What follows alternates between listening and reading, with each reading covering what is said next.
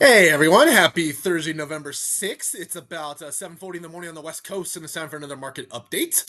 Well, congratulations, America. We did it. We have now set the record for the longest government shutdown on recorded history. I believe today is day 37, with no real end in sight. There was some sort of bipartisan effort last night to get together, but I haven't seen anything about it this morning, so it doesn't seem like that went very far.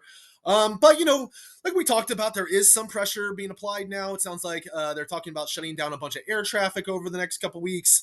Maybe that gets the government, together and gets this resolved. Some political pressure coming out of the elections the other night, things like that. So we just got to hope that they get it figured out.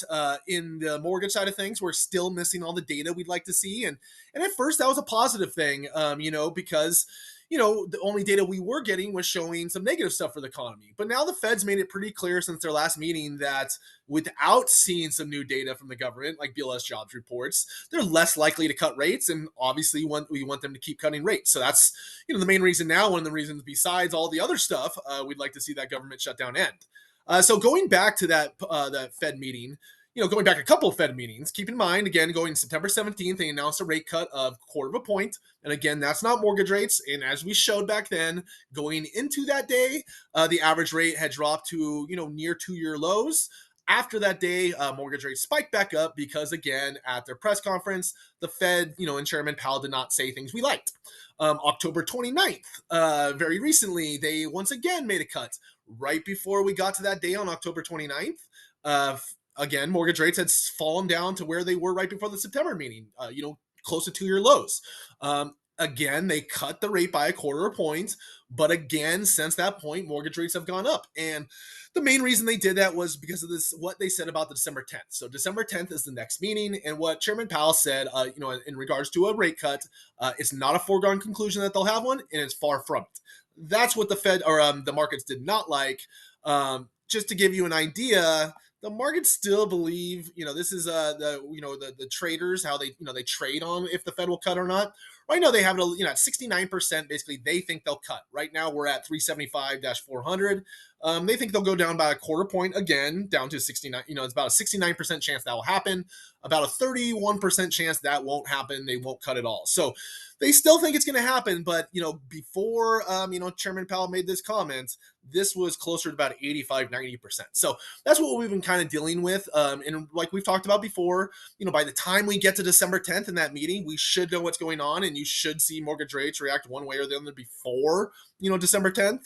But as of now, we're really missing that data, and we need to get some of these job reports out here to show the economy is slowing and the job market is slowing. So that way the Fed feels confident to keep cutting rates. Um, Next thing, so we did get some private payroll stuff. So again, we're not getting the government stuff, but we did get ADP for October. And again, usually this takes a back seat to BLS jobs report, which generally would be coming out tomorrow, but no government, no BLS jobs report. And taking a look at the ADP report, it actually came in a little bit stronger than expectations. It was supposed to be about 25,000 jobs created, came in at 42,000 jobs, was still not a big number. But in the absence of any other data, this is all we got to go on. The markets are going to react to anything, positive, negative, either way. And so the markets didn't like this as far as, mortgage bonds and things like that affect mortgage rates, because it was higher than expected. But if you really dig in these numbers, things like, all the job creations was from larger companies, not small or medium, when a vast majority of jobs in this country are small or medium companies. Things like that, it really wasn't that strong of a report. But again, in the absence of any data, this is all the markets had to react to. So we had a little bit of a negative a day yesterday when this came out.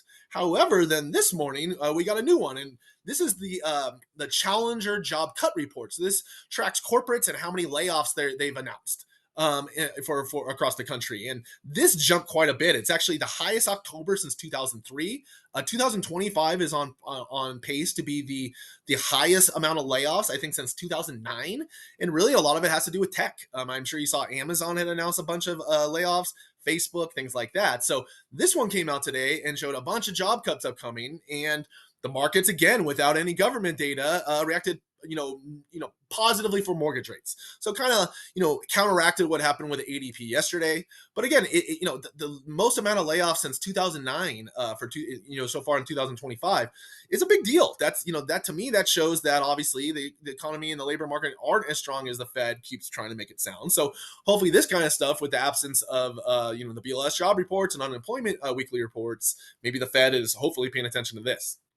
So the next thing we got, where are we at? So, they haven't updated yet this morning. According to this lender survey, it's actually going into today, it was about 6.37. But like I said, with this Challenger report, will probably come down a bit. And so kind of leave us right where we were at last week, 6.33. Keep in mind, again, we were down to 6.13 right before the Fed made that cut. So still hanging on the lower sixes, still a lot better than we were most of 2025. But it's pretty disappointing that every time we start to challenge six, the Fed comes out and says something, and even though they're cutting, they say something to spook the markets, and we kind of retreat a little bit. So hopefully that keeps coming down. Next thing, so important dates. So really the only thing, because we don't know what we're going to get. We don't know what reports are going to come out. We don't know when. So that it's that Fed date. It's that on 12/10, we got that, their next meeting, their next rate cut announcement. Like I showed you right now, 70% chance they cut, which would be good. But really, like we've talked about many times, we'll see the benefits once the markets say, yeah, they're going to cut for sure. We'll start to see mortgage rates, at least in mortgage bonds, be positively affected before that. So we don't wait for December 10th. That's why when they've had these announcements and they've cut rates, it actually has hurt us because we already got all the gains we were going to get, and we didn't like what they were saying about the future. So if anybody needs anything at all, please don't hesitate to reach out. Otherwise, let's hope the government, ends their shutdown. And congratulations to my Los Angeles Dodgers for winning their back-to-back World Series. Have a great week, everybody. Thanks a lot.